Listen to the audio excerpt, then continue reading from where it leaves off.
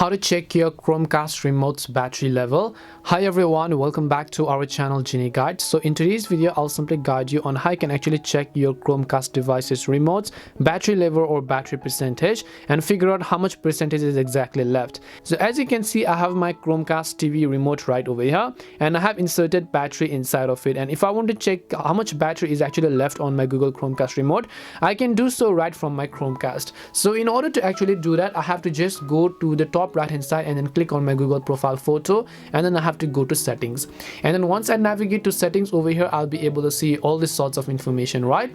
So where I have to basically scroll down and look for remotes and accessories. When I go to remotes and accessories here on the right hand side, you'll be able to see remotes and you can see Chromecast remote, and then you'll be able to see a battery level, and currently it is set to good. Now good, maybe it is fairly up to 70 to at least 80%. If it says medium, then you could have up to 50 to 40%, and if it says pro, then you're below 30 or maybe 20%. Now there isn't an exact percentage of how much battery level you have, but at least it's going to show you the battery level, which is basically good, which is not available in others. So hope this video helped you and at least gave you some insights as to how you can check your Chromecast remote's battery level.